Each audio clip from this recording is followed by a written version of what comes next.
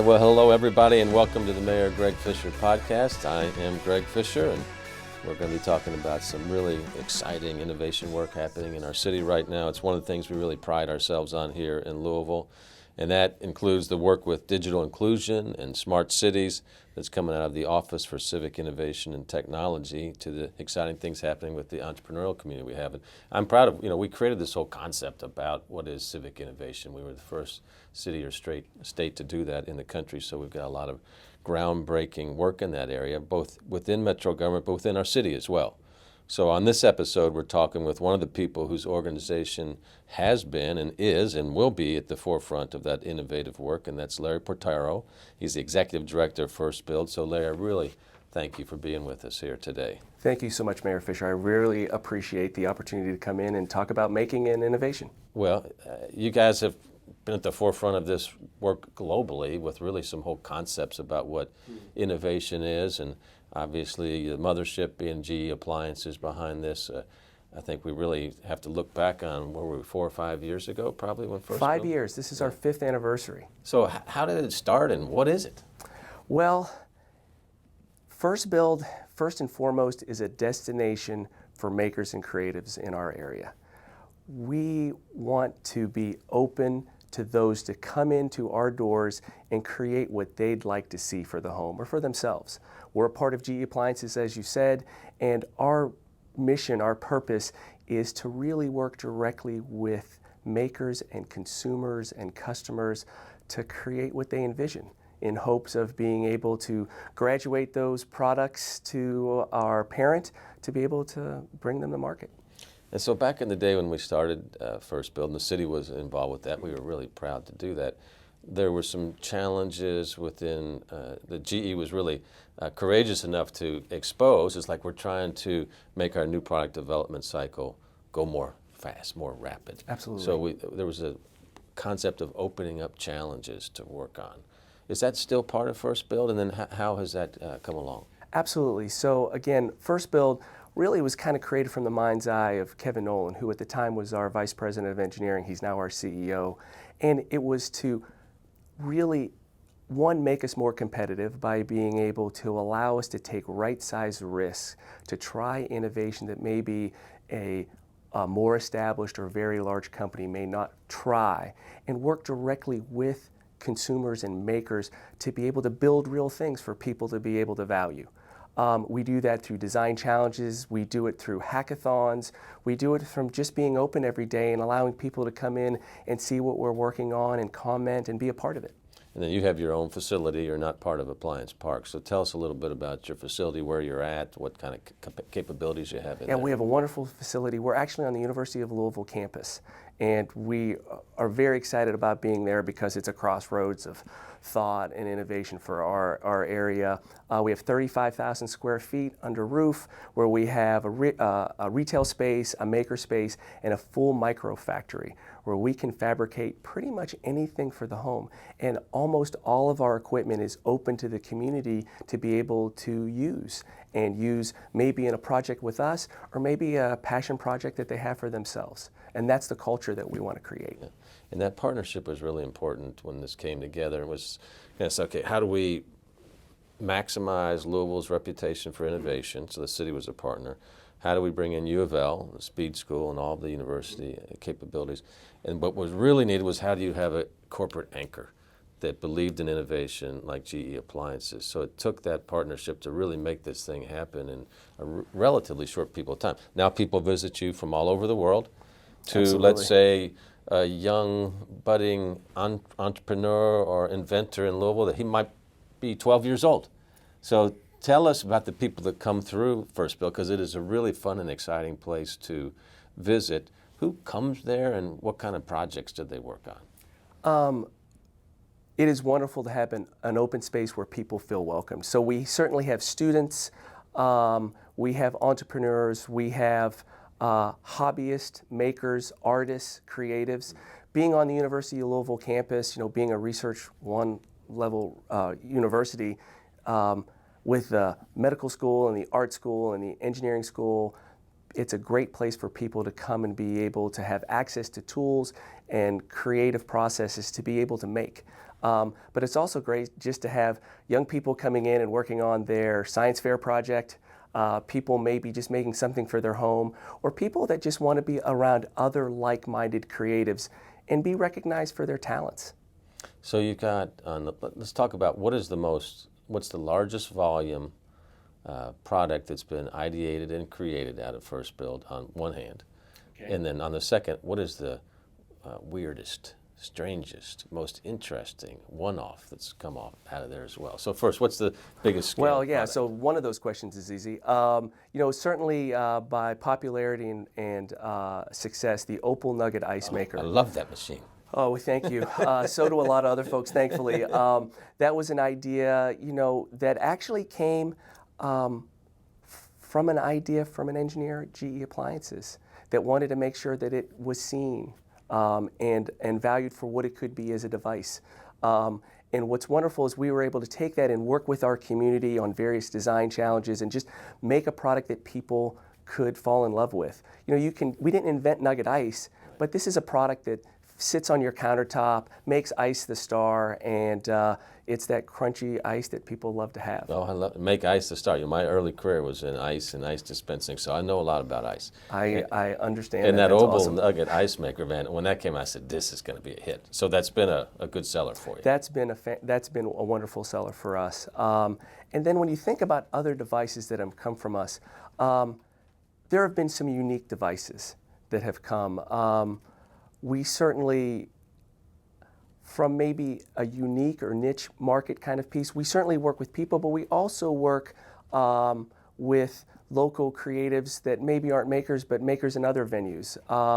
We've worked with our local community to launch our latest product, which is the Forge Clear Ice system, with makers such as folks at Brown-Forman, but the executive chef at Churchill Downs, Dave Danielson, has come in and kind of worked with us, not just on the performance, but what's the experience of that product. And we've, that kind of one-off custom products like we made for Dave actually helped us learn, and we put into practice on our larger scale product that we actually offered last year successfully. So is that the one where you got a beautiful clear ice cube and like his logo is stamped in it? Yeah, so what's great is that we have a device that we'll be coming out with later this year that actually you just pour tap water in and it creates large, clear blocks of ice. But then what's fun is it'll store those, and then we have really the only heated press that you can purchase that takes, in about a minute, takes that block and makes a wonderful sphere that's clear. And then just to make it fun, we do offer custom brands that you can go and stamp your initials or your logos. But what's great with Dave is because he's such a creative, rather than actually make a sphere, he purchased the old Stone Inn.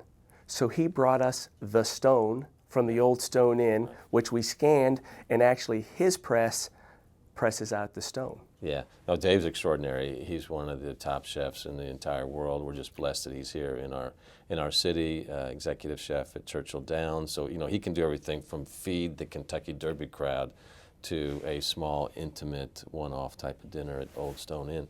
And these spherical ice cubes are beautiful. They're clear. They look great. I've seen Dave's with the stone, and these ice programs are really growing at bars all over the country right now. So I just think you're going to have a great product. I think good job. Oh, thank you. Now, how about one-offs where people came in, you said, I would have never thought of that before? Well, let me bring up that maybe it's more than a one-off, but something that a large company like GE Appliances, how do we come up with that next innovation? So the last couple of years at CES, the Consumer Electronics Show, GE Appliances, we've been fortunate enough to win some pretty major awards for a product that's called the Kitchen Hub. It's a device that actually sits above your range and has a 27-inch television screen and cameras to where you can share what you're cooking. You can take a cooking class. You could maybe never miss the start of the game. It really is a product that is really winning accolades, and it's resonating with people. That actually came from a hackathon that we hosted more than 2 years ago. 4 college students from the University of Louisville didn't want to place their phones by the stove. So instead, they proposed that you should just put a projector in the top of a hood and just project it on the back wall. So we recognize that as a great idea, but then you take the spirit of making and you iterate. So you continue to take that idea, make versions of it, share it with community, and eventually get to something that resonates for folks. And for us, that was the Kitchen Hub, and we're very excited that that's graduated to GEA. And it started as an idea from some local students, one-offs, and it's turned into a really successful product for our parents. That's great. It makes me feel good, because when we started talking about the concept of, we didn't have a name for it back then, FirstBuild, GE Appliances says, well, we got to scan all over the country. We don't know what city to put this in. And I'm like, don't waste your time. Just put it in Louisville. I mean, we've got a making, hacking community here as strong as any in the country. Unfortunately, GE made the right decision, said after they went all around the country, said, we decided just to locate right here in Louisville. I said, great idea. I concur. So what do you think? I mean, how's our innovation potential here in Louisville, and our innovation in practice measure up against other cities around the world, around the country? Well, I think it's great. A lot of times I think people start with thinking about innovation. It's Silicon Valley, or maybe it's the shipyards in Brooklyn. But the fact of the matter is, Louisville, again, with the university here being a research university, and the talent and the students that they're able to attract working in an environment like that on campus is tremendously energizing for us, and it brings in those great ideas and that great interaction. The city as a whole, honestly, Mayor Fischer, the city as a whole is so welcoming. An example would be you. The first time I hosted a hackathon, you were gracious enough to come down and give the opening address at the hackathon, and you engaged the folks that are there. And usually when we have hackathons, we half college students, half professionals, but we bring in, more than 10 states are represented usually when we have a hackathon. And I can't tell you the number of makers that were outside of the city that came up and commented to me that the mayor of the city came down and talked about making and creating and celebrating that spirit. And I think you see that throughout Louisville. We learned a tremendous amount from another from a nonprofit here in town, Level 1, which was the original maker space. And we were able to go there, and they were very gracious to come in and let us understand what that spirit is. And you'll see some rules on our wall, and I guarantee you some of those rules are just absolute copies of what we were able to learn from there at Level 1. So that spirit, I think, is wonderful. And then combining that with capable companies like GE Appliances has the ability to take these ideas and rapidly turn those into mass production products. But what I think is smart for what we try to do is use making to reduce the risk. Small batch manufacturing, physically making product, doing it along with consumers. I think that's key to what we've been doing. So where then, Louisville's regional, in this country, hub for the future of work, artificial intelligence, data science, Internet of Things, how does all that tie into what you're doing at FirstBuild? I think it ties in very well in the fact of all of those things really need to be an outside the walls type of execution. To be able to come up with solutions for that, we all need to be able to engage the population as a whole and other creatives. And I think the types of cooperation that you see at a FirstBuild, or maybe Hive, which is another example of a local company that's doing these types of things, the support for entrepreneurship, either through the university or other regional support groups, I think that outside in is key, and the engagement is key, and being supported by universities, schools, the government itself, in being able to make these connections, like how you guys helped with making the connection with GEA and the university, be able to bring FirstBuild around. That kind of spirit, I think, is really an enabler. And then having companies like GE, but Kindred, you mentioned the Hive. Absolutely. You might want to tell us a little bit about, they're taking more of a software approach, is that right? Yeah, they're an interesting model. They're also on the University of Louisville campus, and they're engaging students directly to be able to create software solutions for their customers. Now, it's a little bit different, I think, not to speak as an expert on it, but of course they're doing things that have with medical devices, so they are very respectful of the laws and the requirements for that. But again, they are tapping into a maker and innovative spirit that we have here in our city with students and with other creatives to be able to build products and technical solutions by reaching outside. Yeah, to me it's kind of, you gotta have a combination of humility In other words, saying we don't have all the answers, we're not going to have all the answers, but then combine that with adventure as well to say, let's go scour the world and see where they come from, and let's hire some local folks as well because they don't live our same environment every day, because you never know where innovation is going to come from. Absolutely. I mean, that's what's wonderful about innovating appliances. Who's our customer? Everyone is our customer. And that's actually energizing, because a great idea could come from anywhere, because everyone could propose a solution or even propose a want that maybe no one has done before. And with the rapid advance of technology, maybe something that might have been proposed before, with technological advances now, we can provide at a scale that's reasonable and people can engage. What do you see as the characteristics of a good innovator? It really is inquisitiveness. You talked about humility. Humility is great. I think it's about the desire. It's not really, like, what makes a great maker or an innovator maybe isn't so much the outcome as it is they love the process.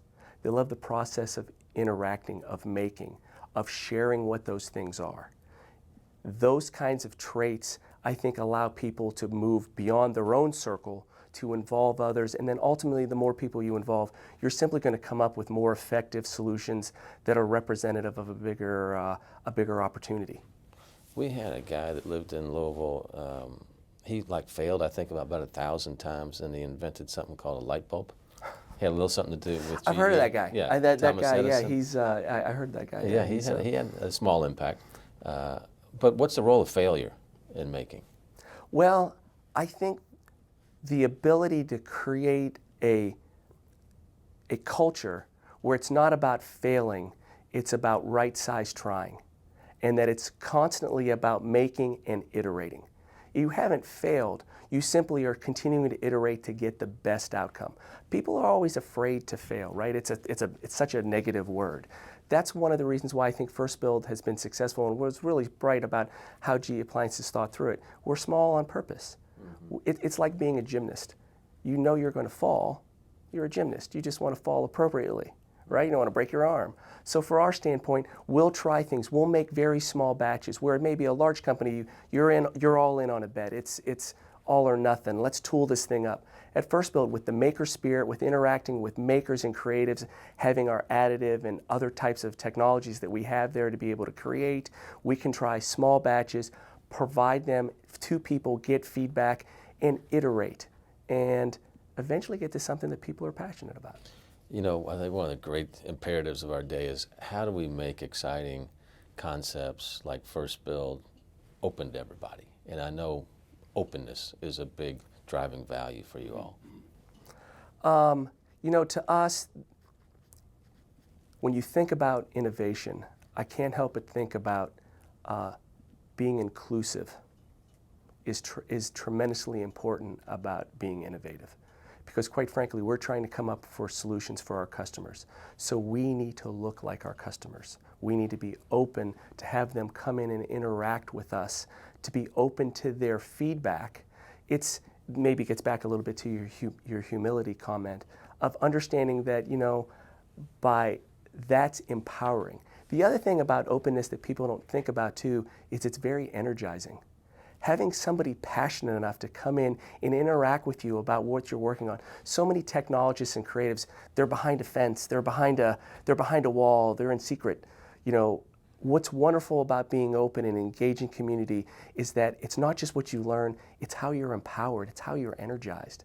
We get it from students, we get it from community people that come in and work with us. It's wonderful. Yeah, and I find, you know, those breakthrough ideas most likely are going to come from people that have different lived experiences. I mean, you want to put so many different perspectives around the table that you've got to really drive toward understanding each other, and that's where the breakthrough usually takes place. It's not by putting 10 of us guys together in a room that have the same background and say, okay, we're going to innovate. I'd rather have 10 people from all over the different world, different life experiences, different cultures, throw something in the middle of them. That's where innovation usually takes place. It's very powerful. So how do we make sure we include the entire community in this? The Maker Fair brings a lot of folks together. So how can we get more folks involved with that? And tell us what the Maker Fair is. Well, you know, the city of Louisville has been supportive of maker events for several years, but last year, FirstBuild and GE Appliances really wanted to get involved to be able to host the first ever regional maker fair that we had, a full 2-day event with GE Appliances support and, quite frankly, great partnership with the University of Louisville. We were able to host the first ever 2-day event on the university campus, and by all measures it was a wonderful success. We had over 100 makers and creatives and artists come down and share. We had thousands of people turn out, students, musicians, artists, and they enjoyed themselves. And for us, that to me builds that culture of being able to be heard, to be included, to understand that there's ways to be able to have your creativity seen and heard. And we want to build on that even more in 2020. So September of this year, back down on the University of Louisville campus, we'll host what we, by all intents and purposes, plan to be the biggest maker fair that we've had. Last year was the inaugural. This year will be the biggest. And to make sure that other people involved, we've actually gone out and have started a new organization called Louisville Makes, where we want to actually have people engaged and have a say and be able to reach out. It was wonderful to have the university and GE Appliances support, but we want other businesses and foundations to be able to be a part of that. So we've done that. We've applied for our nonprofit status. We'll hear back on that soon. But we want the Maker Fair to be representative of our community. So the best thing to do is go on louisville.makerfair.com, check out what we did last year, and sign up to be a volunteer. Or just sign up to give us ideas, because Maker Fair will be great when it is representative of our community and what they want to see. Larry, rumor has it that something big is going to be happening in the Russell neighborhood with innovation and FirstBuild. Is that true? Oh, it absolutely is. It's not a rumor. Ed Blaney from the Office of Civic Innovation reached out and wondered if we would want to engage on a project to be able to get more of our citizens access to higher speed broadband, and in particular from some of the Wi-Fi access points that we have here in town. So we love the idea. So what we're going to do is we're going to host a few events coming up. The first one is we're going to go down to the Russell neighborhood and engage the neighborhood and ask them what would be of value to them, because what we believe to be the case is you can go out and use Wi-Fi, but how do you charge your devices?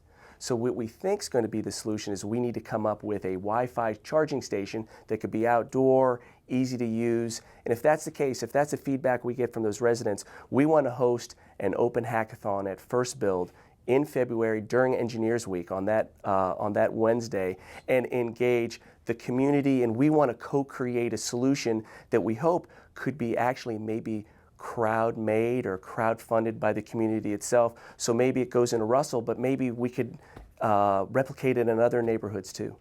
That's great. Well, so amazing things happening in Louisville with innovation. FirstBuild, probably the epicenter. Really appreciate what you guys are doing, how open you've been to the community to bring them in to your organization, and then just scale innovation and excitement out. So Larry Portaro, we really say thank you. Mayor Fischer, thank you so much. We love being part of Louisville. It is such a wonderful community, and we appreciate the support we get from the community and certainly from you and your office. Thank you. Our pleasure. So signing off, Mayor Greg Fischer Podcast.